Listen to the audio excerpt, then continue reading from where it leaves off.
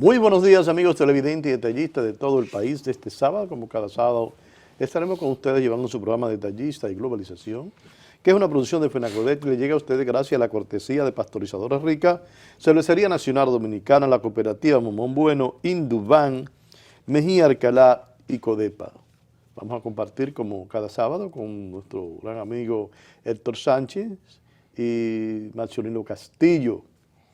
Héctor Sánchez, como todos conocen, es asesor de FENACODET en el área económica, y Castillo, profesor, es presidente de FENACODET, que nos acompaña sábado tras sábado. Buenos días, Marcelino. Buenos días, Ramón Tejeda, buenos días, don Héctor, buenos días a todos los amables televidentes que siguen este programa Detallista y Globalización, a toda la dirigencia de FENACODET, a toda la dirigencia del comercio, a los consumidores y al pueblo dominicano. Hoy es sábado 1 de octubre del año 2022, comienza las Pascuas ya, las Navidades. Don Héctor. Muy buenos días, compañeros detallistas de todo el país, amigos y amigas televidentes, como siempre, acompañado de Marcionilo y de Ramón, y con la anuencia de ustedes y la gracia de Dios, pensamos hacer un programa que sea de interés para todos y todas. Bueno, vamos a tener un programa un poquito picadito, como decimos a veces. Vamos a hablar de las decisiones tomadas en el Consejo de Seguridad de la ONU sobre la situación de Haití. También tendremos el 46 aniversario de FENACODET y la celebración de la toma de posición de las nuevas autoridades de CODOPYME, es decir, la juramentación del Comité Ejecutivo de CODOPYME, sobre los estragos del ciclón Ian, tanto en Cuba como en Miami, eso ahí en Miami, la Florida. La cultura que regresa a los barrios, y en fin, cómo anda el mundo para los detallistas, y sin olvidarnos de nuestras calamidades por Fiona en la parte este de nuestro país, las ayudas que han llegado, la dedicación que han tenido las autoridades, la dedicación que han tenido las organizaciones privadas, dando a grandes aportes, quizás que en ninguna otra actividad hay tantos aportes como ha habido hoy del sector privado para una causa tan noble como esta. Héctor Sánchez. Sobre el ciclón el Fiona y los aportes que están haciendo el sector privado, nosotros vemos un sector privado ligado al Estado, el Estado aportando, y quizás en ningún otro ciclón hemos visto esa dedicación, esa ayuda que está tratando de llegar. Yo no sé si los que están allá están diciendo lo mismo, pero inclusive nuestro presidente de FENACODET, Pato Figuereo, estuvo en una reunión con la parte financiera, buscando la forma de que los colmados que habían tenido algunas pérdidas recibieran ayuda a través de Promipyme. Habían también otros dirigentes del comercio acompañando al director de Promipyme en esta actividad. Creo que por primera vez se toma en cuenta el sector detallista y la pequeña y mediana empresa en los sitios donde han habido devastaciones. Me acuerdo cuando pasó en Atomayor hace varios años, quedaron desvalidos. FENACODET fue que de alguna manera fue en ayuda, y algunas de las instituciones que representamos también fueron en ayuda de los colmados y de la gente que representa el sector detallista, pero en esta ocasión dispusieron de 400 millones para la pequeña y mediana empresa, y ya habían unos 30 colocados, de acuerdo a algunas informaciones que hemos tenido. No sé tu comentario sobre... Bueno, tú sabes que todo cambia con el tiempo. La conciencia social crece a nivel de la sociedad y del mundo sobre los problemas. La solidaridad se solidifica, se hace mucho más fuerte, y por eso tuve una mentalidad empresarial nueva. Hay mecanismos e instituciones nuevas, más fortalecidas, como el caso de todas las instituciones de microcréditos, caso de Promipyme, Banca Solidaria, y lo que tienen los diferentes bancos al servicio de la micro, pequeña y mediana empresa que no existían antes. Y también hay mayor conciencia sobre el problema de los impactos climáticos sobre las poblaciones, las naciones y sobre la humanidad. Ese crecimiento de conciencia lleva a que frente a los embates de los fenómenos atmosféricos, sobre todo en el Caribe, pues se puedan coordinar e implementar medidas de solidaridad y de recuperación más rápida que antes. Mayonino, vimos a Porfirio Peralta acompañando a los detallistas en ese encuentro que hubo en el este. ¿Ese dinero llegará a un precio diferente? ¿Ese dinero de alguna manera le facilitará a los detallistas poderlo pagar? Porque después que tú pierdes las cosas, poder pagar los préstamos, a veces no es tan fácil, porque tú de cero comenzar a pagar algo no es tan fácil. Pero vamos a una pausa para que tú contestes luego.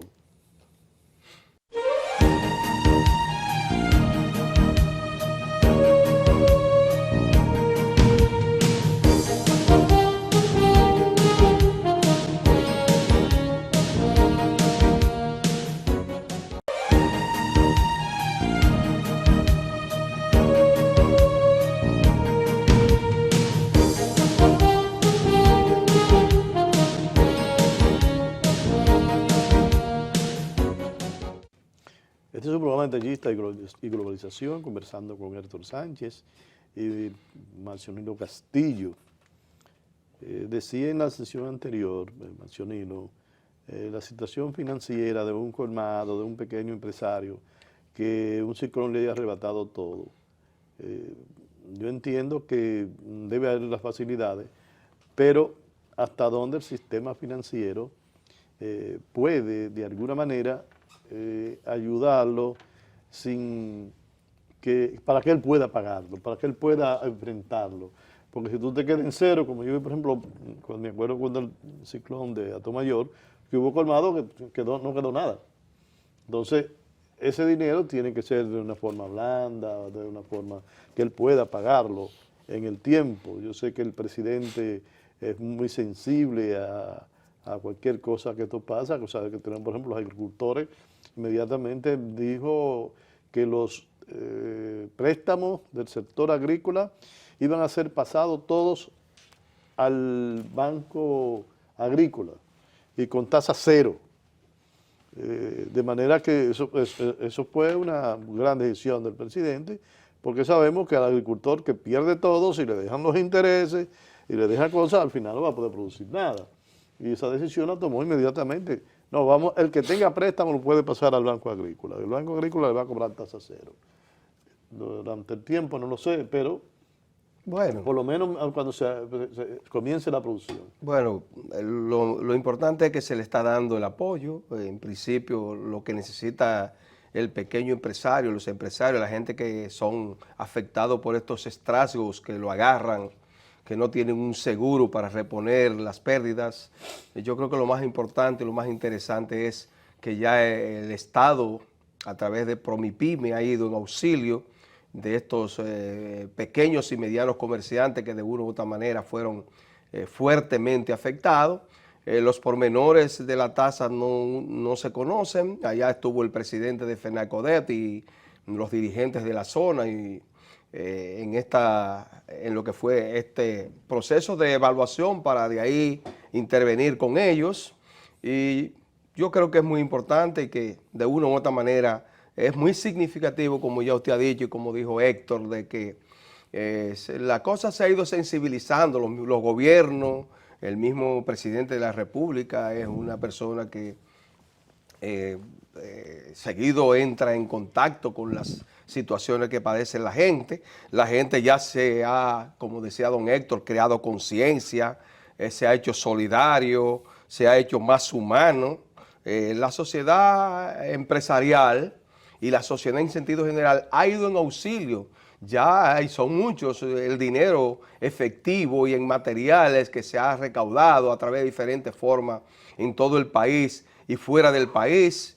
y hay muchas instituciones recogiendo alimentos, recogiendo ropa, recogiendo diferentes materiales que necesita la gente para convivir. O sea que en sentido general, yo creo que, como usted decía, no se ha visto siempre el pueblo dominicano ha sido solidario y colaborador y hasta sensible y humano, pero como decía don Héctor, como que la gente ha despertado un poquito más, sobre todo el empresariado. Usted era muy difícil encontrar un sector empresariado 25, 30 años atrás, que en un ciclón, dando millones, aportando millones para una causa como esta. Y yo creo que eso hay que felicitarlo. Así que ojalá que se siga apoyando y que rápidamente esta situación pues pueda llegar a la normalidad. Ya escuché por vía de que ya casi todo el servicio eléctrico se está restableciendo en la zona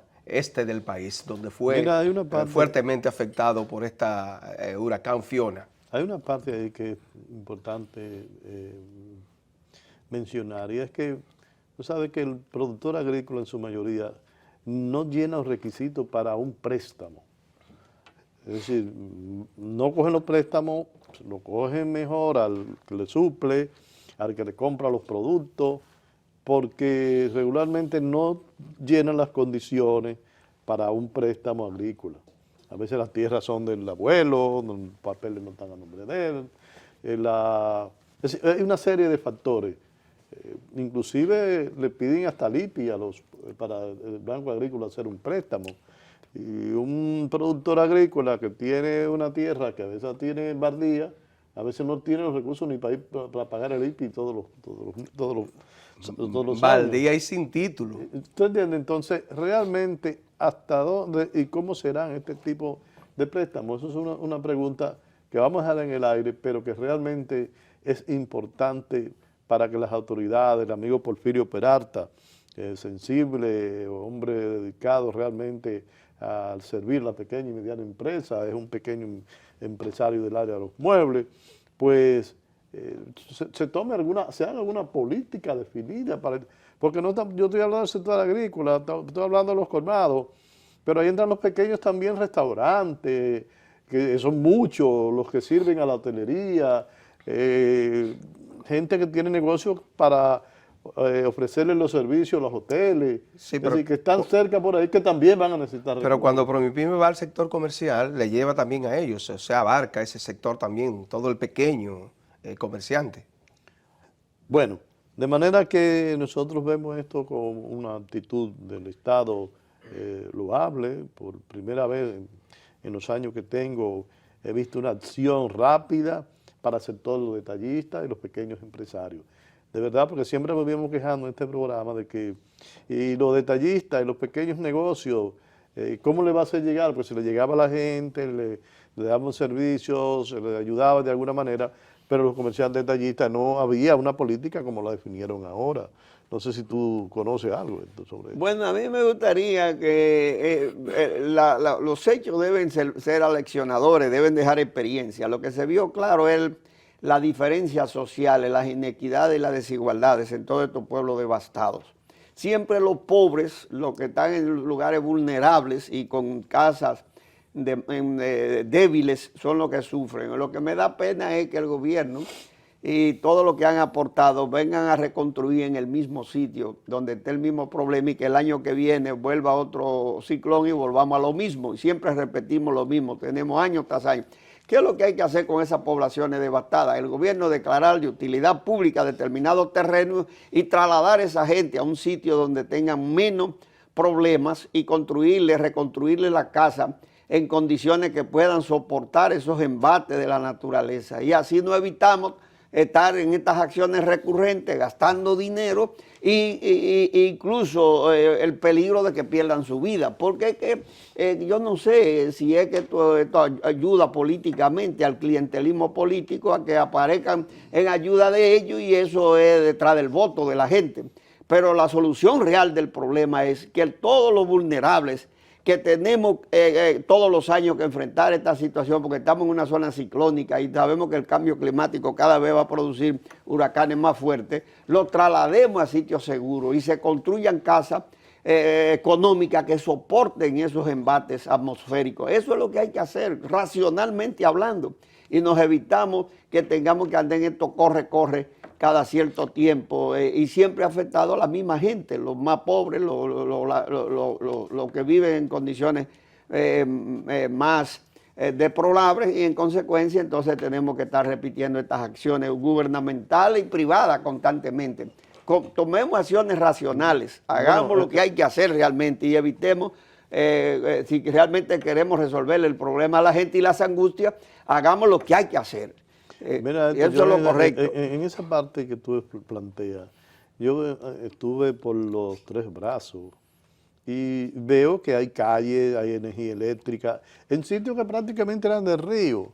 Claro. Entonces, la politiquería, como tú dices, conlleva muchas cosas. Vienen las elecciones, la gente pide la calle, el político se la hace para los votos. Pero la energía eléctrica lo mismo. Mientras lo que debían decir, no, esto es zona del río. Aquí no se puede construir eso. Yo recuerdo que cuando el ciclón George y otro ciclón, otro huracán, en mi pueblo, por ejemplo, se hicieron proyectos y se desalojaron y se declararon de utilidad pública esos terrenos a orillas de los arroyos y cañadas. Eso es lo que hay que hacer. Allá se reubicaron 2 proyectos. Eso fue en la gestión del doctor Leonel Fernández, que también hay que decir las cosas positivas que se hacen.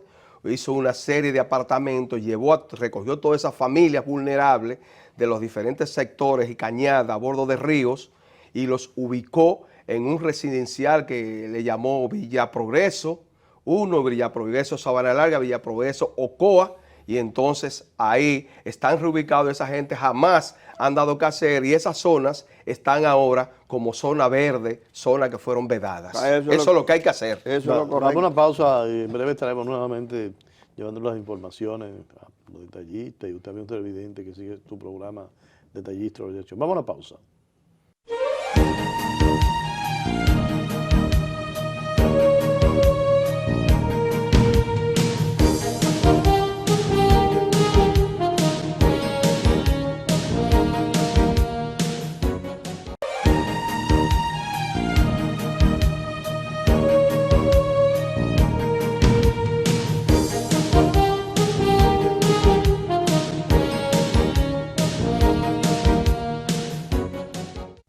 Seguimos con su programa Detallista y Globalización. Héctor Sánchez y Maximiliano Castillo me acompañan sábado tras sábado. En el 1976, 2 hombres, yo diría de una mente privilegiada,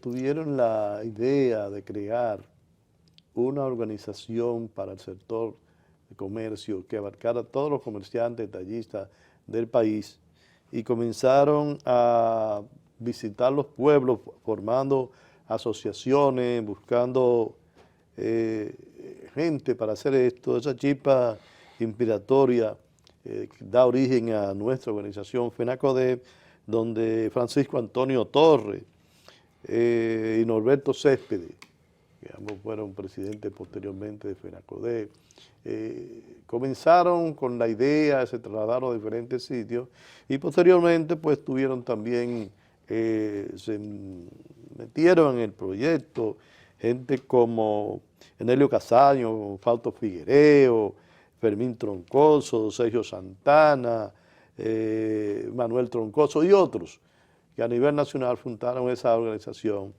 y eso fue en el 1976, de manera que ahora el día 6 de octubre, que fue la fecha donde se formó la federación, vamos a tener el 46 aniversario de FENACODEP. Están trabajando en ese proyecto y me gustaría que Maximiliano Castillo pues, oriente a los detallistas y al pueblo general sobre qué se está haciendo, cómo va a ser y dónde va a ser. Ok, sí, es muy interesante que usted ha hecho, este recuento que usted ha hecho de los fundadores todavía para privilegio ya después de 46 años después, todavía tenemos 3 pilares ahí trabajando, fortaleciendo, asesorando, acompañando, y uno de los fundadores ya es el presidente al día de hoy, que ya ha sido 3 veces presidente el compañero Fausto Figuereo, al igual que Manolo Troncoso, que ha sido ya 3 veces presidente, y don Sergio Santana, que también fue presidente. Yo creo que esta gente, pues ese equipo, le dio este legado a lo que es el comercio detallista del país, que ha jugado un papel extraordinario en lo que ha sido la asesoría, el fortalecimiento y el mantenimiento de la clase detallista, y más que eso también colaborar a lo que es la estabilidad de los precios y del desenvolvimiento del mercado, especialmente del sector mayorista y detallista y gubernamental, que casi siempre, y empresarial, que trabajan en equipo en las diferentes dificultades. Vimos cómo lo hicieron en la pandemia, cómo lo están haciendo posteriormente para buscar alternativas. Y entonces la Federación Nacional de Comerciantes, que viene de nacer de la Asociación de Comerciantes Detallistas del Distrito Nacional, que se fundó en 1942, y otras asociaciones que se fueron formando a nivel nacional en esa década de los 70, pues concluyeron al final con lo que fue la fundación de la Federación Nacional de Comerciantes Detallistas, que ahora va a cumplir su 46 aniversario y que ya prácticamente está todo montado para lo que es esa celebración, esa gran celebración, donde se desplazarán delegaciones de dirigentes de todas las asociaciones del país a esa gran actividad del próximo jueves en el salón, en el club de la Asociación de Mayoristas del Distrito Nacional, que está ubicado en la calle 27 de febrero con Defilló. Así que ahí hay una cita para todos los compañeros que han sido convocados y los invitados especiales para que nos juntemos a la celebración y sigamos colaborando y apoyando por el fortalecimiento y el mantenimiento de la Asociación de la Federación de Comerciantes Detallistas del país, más fuerte, más grande y la más vieja de la República Dominicana. De ahí se han derivado otras, pero esta es la madre de todas las demás. Hay una parte ahí que me gustaría ser justo, y es que también José Mato está trabajando, y después de los fundadores. José Mato siempre hace su historia cuando andaba con Francisco Antonio Torres. Recorriendo el país. Cuando tú conversabas, pues decía... Bueno, no tenía la... Sí, porque yo hablé con José Mato el fin de semana y me dijeron que esos 3 fundadores quedaban, los 3 originales fundadores. No, José Mato participó. No sé si se integró después o qué. No, él participó Bueno. y él habla constantemente de que recorrió el país con Torres, con Francisco Antonio Torres, el país, haciendo... En el carro de Antonio Torres, viajaba por todas las regiones. Y llegaron a ser 102 asociaciones. Porque usted sabe que hay gente que se integran unos meses después, Sí. que no son exactamente, aunque contribuyeron a lo que es la formación y el fortalecimiento en principio, pero los fundadores siempre son un grupo que se reúnen. Y entonces, la chispa emprendedora fue de Francisco Antonio Torres. Los ideólogos. Sí, claro. Alberto Cepeda y Francisco Antonio Torres. Porque después se va sumando Los muchos. otros fueron sumando, llegaron a ser 16 en principio. Pero lo importante es lo que tuvieron en la Asamblea Constitutiva, Eso, en el Hotel Lina. eso, Eso es lo importante. Sí, ahí, Me dijeron que esos 3 estuvieron ahí, pero esos 3 que están viviendo. José Mato, quiero diferenciarlo porque él constantemente habla de las visitas a nivel nacional que hizo con Torres, con Francisco Antonio Torres, visitando las asociaciones, creando asociaciones a nivel nacional. Yo conocí a Torres y a Cepeda en Santiago, incluso me reunía con ellos en los años ya después, cuando sube Antonio Guzmán al poder, 78. Antonio tenía un colmado en El Elegido, al lado del campo de aviación, y Norberto Cepeda tenía uno frente por ahí por el Partido Reformista, que estaba frente al cementerio de Santiago, el principal cementerio. Y eran pequeños comerciantes, muy pequeños, microcomerciantes, pero eran gente con una visión muy amplia y luchadores, grandes luchadores sociales, porque querían el bien de los detallistas y de todo el país. Yo me llevaba a reunir, me reuní con los dos varias veces. En esos años yo estaba en esa zona, en la zona del Cibao, y vivía en Santiago y lo conocí jóvenes a ambos. Y Sergio Santana estaba también sí, ahí en esa época. Pero a Sergio yo no lo conocí porque Sergio vivía en Tamboril, vivía retirado de Santiago, que es un municipio ¿De Tamboril de Santiago? Sí, ahora sí, pero en ese entonces no, porque nosotros trabajábamos en la zona urbana de Santiago. y hacíamos contacto con esos líderes. Y yo vivía incluso ahí en lo que se llamaba Pueblo Nuevo, que es lo que está frente al cementerio, cerca del partido, estaba el Partido Reformista. Yo vivía en esa zona por ahí y por eso conocí a Norberto y Norberto me hizo conocer después a Antonio Torres. Bueno, trabajamos bastante en todos los trabajos sociales, organizativos de Santiago y toda esa zona. Vamos a una pausa, usted mismo televidente, estaremos nuevamente con ustedes en breve.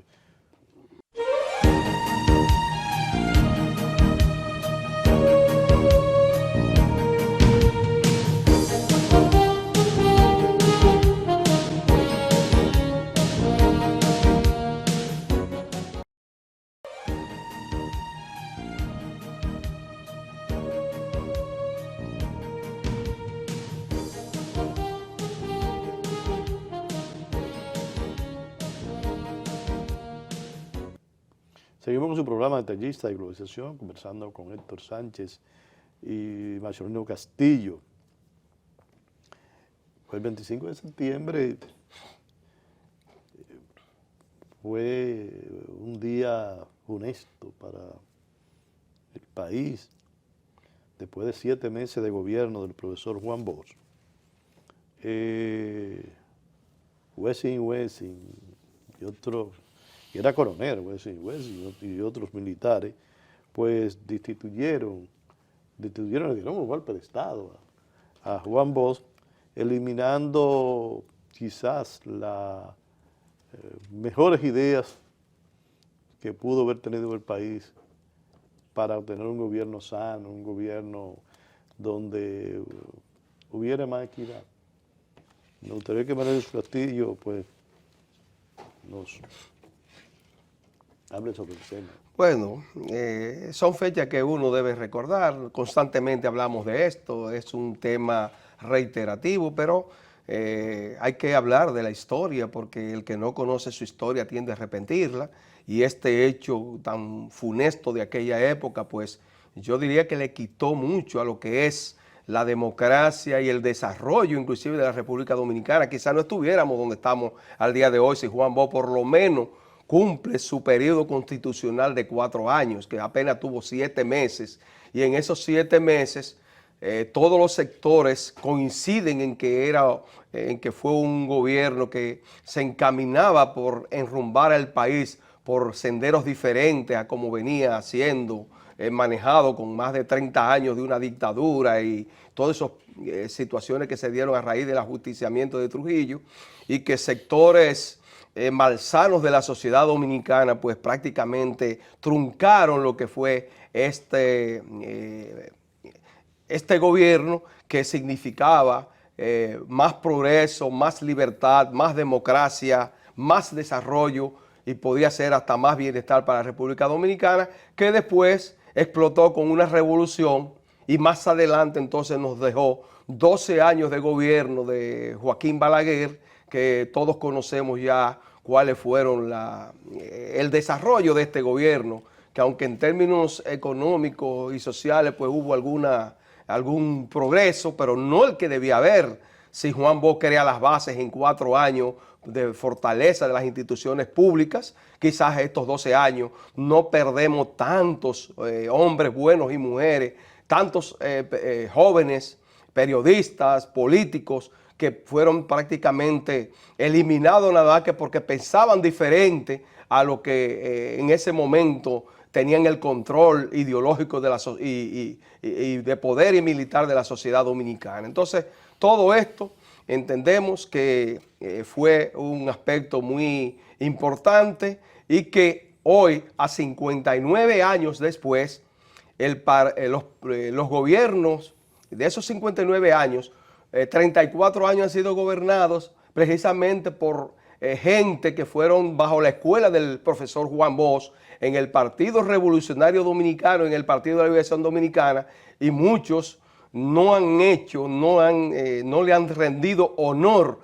a esa figura de lo que predicó constantemente el profesor Juan Bosch, y hoy por eso tenemos todavía muchas debilidades en las instituciones públicas y estatales de la República Dominicana. ¿Tú tienes alguna opinión de esto? Bueno, el golpe de Estado a Juan Bosch, que fue parte de la Guerra Fría en esa época, de la lucha entre el capitalismo y el socialismo, entre Rusia y Estados Unidos, y que metió en miedo a los gringos. a los grupos gobernantes en Estados Unidos y en República Dominicana, porque comenzaron con la acusación de que Juan Bosch era comunista y que había que evitar otra Cuba en América. Fue lo que generó todo eso. Juan Bosch, para su época, tuvo a destiempo, fue demasiado progresista, demasiado avanzado. Salíamos de una tiranía de 32 años, un pueblo en el oscurantismo total, de bajo nivel educativo y político, de poca práctica democrática.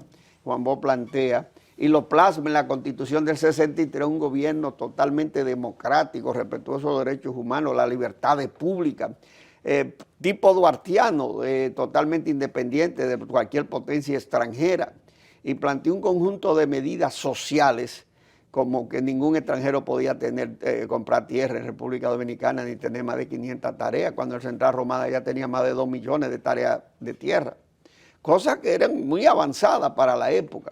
Y eso fue lo que generó que todos los sectores opuestos al progreso, digamos los militares, los grupos dominantes dominicanos, terratenientes, la Iglesia Católica y los grupos de Estados Unidos dominantes, incluyendo el gobierno de Estados Unidos, se aliaran para derrocar a Juan Bosch. La consecuencia de eso ustedes lo conocen, todito, ya lo dijo Marcionilo.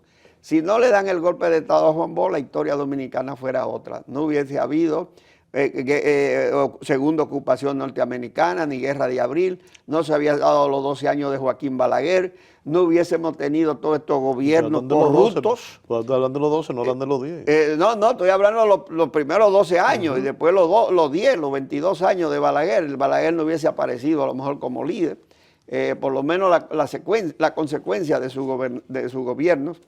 Y todo lo que ha pasado posteriormente. De manera que ese golpe de Estado debe servirnos de experiencia a todos nosotros los dominicanos y evitar que acontecimientos de ese tipo vuelvan a suceder, porque las consecuencias para este país fueron catastróficas. Miles de vidas, jóvenes y de todo tipo, atraso económico, social, destrucción de las instituciones, en fin, una involución total para el país. Si Juan Bosch hubiera gobernado, como dice Marcionilo, uno o dos periodos, ustedes pueden estar seguros que tuviéramos 10 veces el desarrollo que tiene este país. Por lo menos 10 veces. Yo pienso que viendo que los que formó el profesor Bosch, cómo han gobernado en los últimos tiempos, Juan Bosch iba a tener muchos problemas internamente, aparentemente. Sí, hubiese tenido, pero con la experiencia y la capacidad que tenía, hubiera manejado eso. Y el respeto. Y el respeto que tenía, porque el liderazgo es muy importante. Todo ese grupo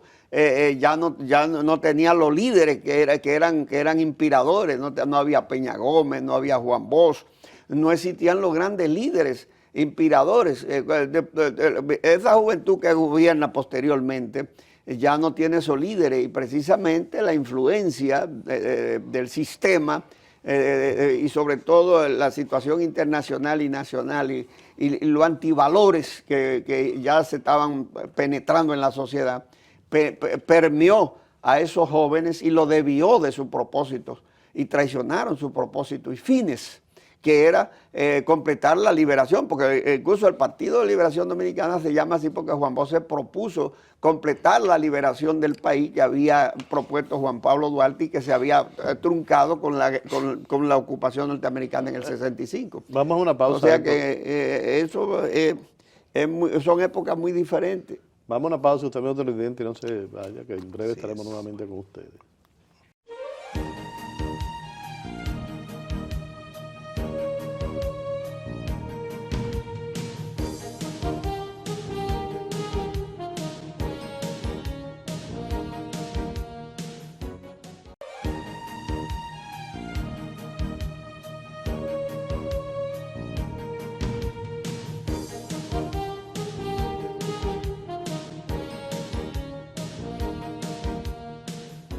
Codopime. Seguimos con su programa de Tallista y Globalización, hablando de actividades, conversábamos anteriormente del aniversario, el 16 aniversario de FENACODET. Queremos felicitar a Luis Miura en su segundo mandato. Luis Miura es un joven de los pocos que han tratado de que los pequeños y medianos empresarios tengan mejores condiciones y se ha dedicado Luis Miura, y ahora el mismo 6, que tiene actividad a las 6 de la tarde, va a tener la juramentación de su segundo periodo como presidente de Codopime. Codopime es una institución representante de los pequeños y medianos empresarios a nivel nacional. Es la institución más reconocida, con participación en diferentes estamentos sociales y políticos. Es la representante genuina del sector de la pequeña y mediana empresa, pero casi siempre está en todas las actividades y en todo lo que tiene que ver con la pequeña y mediana empresa. Y pues el sábado no es jueves, 6. Tendremos la juramentación de la nueva directiva de Codopime. Héctor Sánchez, que ha estado ligado desde la formación no solamente de Codopime, sino de muchas instituciones de los pequeños y medianos empresarios, quizás pueda ampliar. Bueno, Codopime la formamos por los años 80, un grupo de gente que veníamos de la Asociación de Metalmecánica, Sonameca, de la Asociación de Fabricantes de Muebles, de la Corporación Nacional de Pequeños Industriales, CONADEPI, y varias instituciones más. Pedro Hernández, que era... Pero la UMPI estaba. Sí, no, la UMPI no. Pedro Hernández, que tenía un negocio de distribución de muebles en la Noel, se convirtió en un líder y decidimos que todos esos grupos separados, todas esas asociaciones separadas eran débiles, que debíamos unirlas. Entonces se formó un comité, redactamos unos estatutos, Pedro Hernández y yo trabajamos mucho en eso, hicimos un estatuto para formar una especie de confederación, que no era federación, sino confederación de asociaciones y federaciones que representaran la micro, pequeña y mediana empresa en República Dominicana. Y así formamos Codopime, la Confederación Dominicana de Pequeños y Medianos Empresarios, a la cual pertenecen asociaciones y federaciones que representan micro, pequeños y medianos empresarios asociados. Desgraciadamente no todas están, porque la Asociación de Herrera debió pertenecer a Codopime, porque es una asociación de pequeña y mediana empresa del sector Herrera. Nunca ha estado en Codopime, nunca se ha querido afiliar porque se considera muy grande, es un error de ella, que hubiese fortalecido mucho a Codopime. Y Codopime ha jugado un papel, y creo que no sé si la UMPI tampoco, creo que no. Sí, la UMPI ayudó muchísimo. La UMPI ya está, sí, la UMPI ya está y ayudó muchísimo. Sí, la UMPI ya está. Pero, inclusive Codopime durante mucho tiempo descansó sobre los hombros de la Sí, la dirigente de la UMPI, como Isacha Bulu, y después otro dirigente de la UMPI. Pero yo creo que es una confederación que ha jugado un papel importante, puede jugar un papel mucho más beligerante si fuera menos política partidaria y fuera más independiente políticamente. Frente a cualquier gobierno y cualquier entidad pudiera jugar el papel de clase que represente al micro, pequeño y mediano empresario. Pero a veces los dirigentes se dejan penetrar por el grupo político que gobierna el Estado y entonces lo neutralizan, le quitan fortaleza y la debilitan. Yo siempre he dicho que los gremios que no se mantienen partidariamente independientes y sus dirigentes no son independientes de los partidos que dominan en el momento, cometen un grave error, porque ustedes, la confederación como las asociaciones representan a todos los asociados, no importa del partido que sea, estén o no en el gobierno, y como clase tienen que defenderlo a todos y a todas, sin importar quién esté dirigiendo el Estado. Esa es la fortaleza institucional de los gremios, pero en estos países de caso de desarrollo político, la gente confunde las instituciones con los partidos políticos, y entonces los dirigentes no saben distinguir entre una institución y el partido político a que pertenecen, y creen que la institución es una célula o un comité de base del partido político. Que muchos lo han utilizado utilizado para eso, a veces lo usan para escalar y conseguir cosas personales también. Y todavía lo siguen haciendo. Todavía hay dos cosas que le hacen mucho daño al gremialismo empresarial en este país, y al sindicalismo en sentido general, que es confundir el partido con la institución gremial que usted dirige y darle un carácter partidario a su lucha gremial o sindical, sea empresarial o laboral. Y lo otro es confundir la colectividad, el bien común para la que se forman todas las instituciones, gremios como pymes, asociaciones, federaciones, con el bien individual de los dirigentes. Y entonces perseguir bienes individuales y sacrificar el bien común de todos los asociados por el bien de los dirigentes y buscar cosas personales, cuando usted debe pensar que no, que la institución es para todos y todas los que la integran. Esos son los dos daños que han destruido el gremialismo aquí a todos los niveles, tanto los sindicatos, los grupos empresariales, porque los dirigentes, muchos de ellos han traicionado el interés común y lo han puesto por debajo por el interés individual y le han dado primacía a buscar intereses individuales. Y el otro es confundir la institución con el partido. Y han partidarizado las instituciones gremiales, las instituciones que deben ser independientes desde el punto de vista de política partidaria, no desde la política. De política tienen que ser políticos porque tienen que defender intereses de clase, el grupo que representan, y eso es lo que la hace política, pero no al partido ni a la ideología del grupo que esté en el poder en un momento determinado, porque usted va a chocar con eso. Porque ¿para qué se forma un gremio?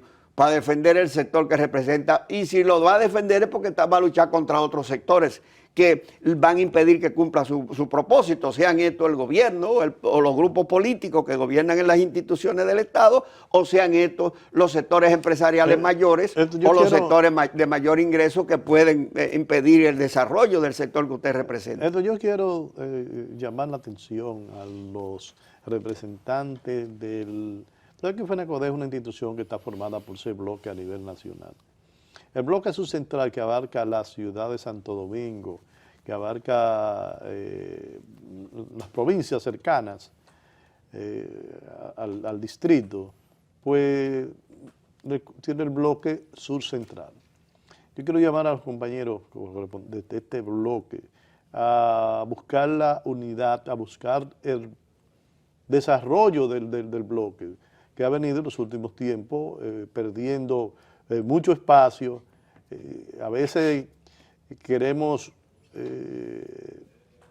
culpar a otros de los problemas internos o de la falta de trabajo de algunos de los representantes, pero el bloque subcentral debe perdurar y debe permanecer en el tiempo. Los representantes que están ahora, pues necesariamente deben trabajar para fortalecerlo y hacer lo que siempre ha sido ese bloque, un gran bloque representativo de los comerciantes detallistas de esta región. Vamos a una pausa y en breve estaremos nuevamente con ustedes.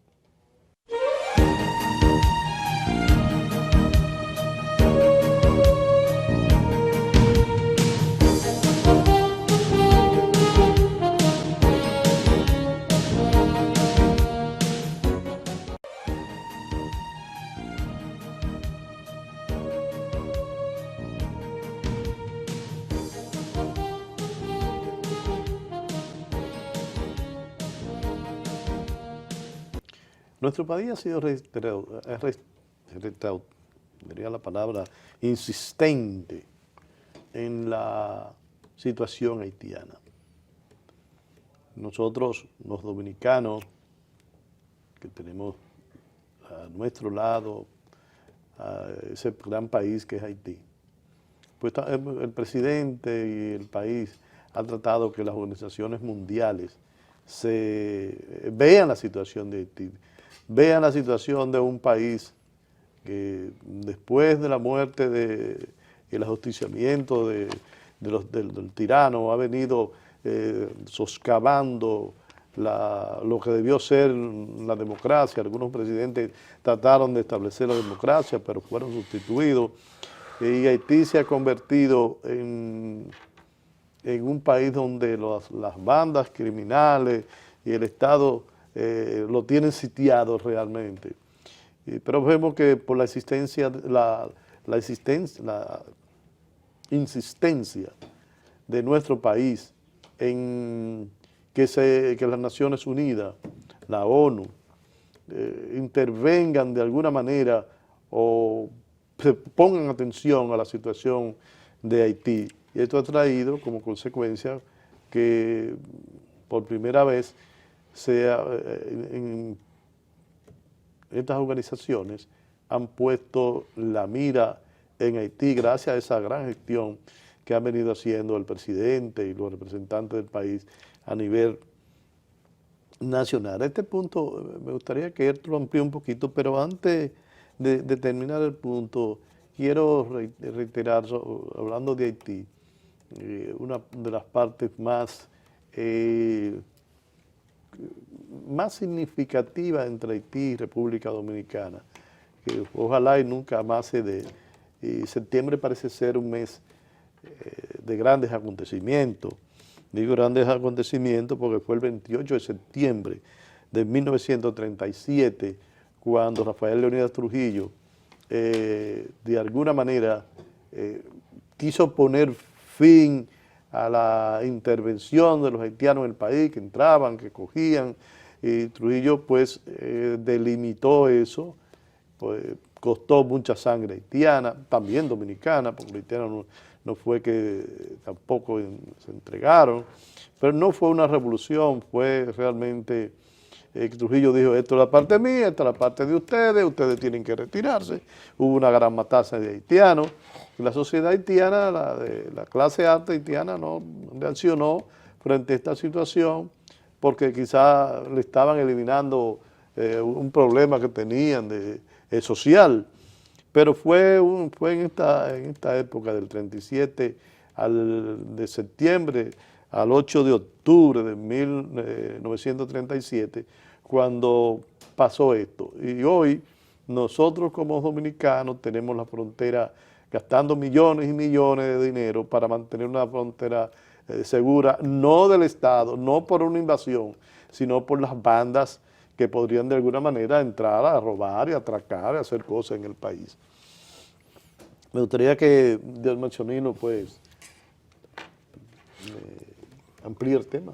Bueno, realmente ya usted lo dijo, 85 años se cumplen de este magnicidio de Rafael Leónidas Trujillo, que la situación haitiana viene de mucho tiempo atrás, pero Trujillo hizo esto porque Trujillo era racista y quería blanquear lo que fue la sociedad dominicana, según los autores de varios libros. Trujillo quiso introducir aquí, sacar a la población haitiana porque venían ilegales a lo que es el trabajo. Fue en la frontera nada más, no fue en el país entero. No, bueno, sí, porque la frontera era donde estaban prácticamente bien. No, que habían ocupado parte de la isla, fue así. Sí. No, Héctor.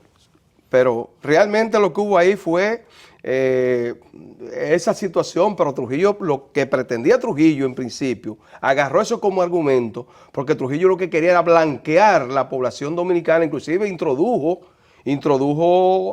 personas árabes y de diferentes naciones aquí en el país, precisamente buscando esa parte, y entonces aprovechó también para lo que es sacar, primero trató de sacarlos, pero después dio la orden a las fuerzas públicas que él dominaba, militares, para que acuchillaran misericordiamente a los pobladores de la frontera que estaban en diferentes lugares de la República Dominicana, y esto fue lo que se conoce como la matanza haitiana, que varios autores han hablado de eso. Habló el que escribió el masacre se pasa a pies, ha hablado Bernardo Vega, ha hablado... La matanza del Perejil. Del Perejil. Del Perejil. Sí. Realmente en estos momentos quizá no sea lo más elocuente conversar sobre esto, pero realmente esa idea de blanquear, realmente Trujillo trajo, fueron españoles que estableció precisamente en Baní, ¿Y árabes? Árabes en otra zona, en San Cristóbal. Creo que porque en otra zona no fue para mejorar la raza, que él entendía que Trujillo era pariente de haitiano. Pero racista. La abuela de él era haitiana, casada con un español, o la bisabuela. Esta zona, Baní, algunos campos, Trujillo trajo españoles para desarrollar la agricultura, les voy a decir que donde se asentaron los españoles y donde se asentaron allá en Sosúa, donde se establecieron ahí fueron alemanes, judíos. Judíos, árabes y españoles. Son zonas que todavía tú ves la influencia de esa gente, tanto en la agrícola como en la ganadera. Claro, en es decir, que Ocoa realmente trajo gente del campo a producir. Tú entras, por ejemplo, a los campos donde se estableció la colonia española en Baní y ves que la producción es diferente. También en San Cristóbal. De manera que esa parte la ven como mejorar la raza, pero también estaba buscando mejorar la producción nacional. Pero en estos momentos lo importante es que Haití está en manos de las grandes organizaciones mundiales, lo ha tomado en cuenta, para liberar ese país definitivamente, para que sea nuevamente libre, independiente y pueda hacer elecciones. Esto nos queda un minuto solo. Bueno, lo primero es que la solución de Haití tiene que venir de los haitianos. Cualquier intervención de las Naciones Unidas por segunda vez, recuérdense que formó la MINUSTAH ya y no tuvo 15 años ahí, no hicieron nada. Tiene que ser que los haitianos busquen su propia solución, se institucionalicen, elijan un gobierno democrático y puedan hacer que ese Estado funcione mediante una labor de educación y de inyección de recursos con mira a eso. Lo segundo es que los dominicanos jamás debemos olvidar que Haití y República Dominicana son dos naciones, una misma isla, y que eso es una realidad, que no podemos vivir ninguno de los dos a espaldas del otro. Necesitamos cooperar, ayudarnos mutuamente al desarrollo, porque el desarrollo de uno está condicionado al del otro, y en consecuencia tenemos que ser cooperadores uno con otro. Y en tercer lugar, olvidar todos esos prejuicios históricos que las élites de aquí y de allá nos han metido en la cabeza a los dos pueblos y que nos han enemistado constantemente sin necesidad. Olvidarnos de todos esos prejuicios, de la República una indivisible, de todos esos acontecimientos, porque en fin de cuentas son seres humanos, más de 20 millones de seres humanos que tienen las mismas necesidades, todos y todas, y el mismo propósito, desarrollarse y tener una vida feliz y digna, y en eso debemos contribuir, tanto lo de allá como lo de acá. Bueno, hemos llegado al final del programa Detallista y Globalización, recordándoles a usted, amigo televidente y detallista, que nos sigue sábado tras sábado, que esta es una producción de FENACODET, y llegó a usted gracias a la cortesía Pastorizadora Rica, Cervecería Nacional Dominicana, la Cooperativa Monbueno, Indubán, Mejía, Alcalá y Codepa. Hasta el próximo sábado les decimos Héctor Sánchez, Marcionio Castillo y Ramón Tejeda, quienes hablan. Y a mis compueblanos de Sabana Larga que gocen sus fiestas patronales que están allá.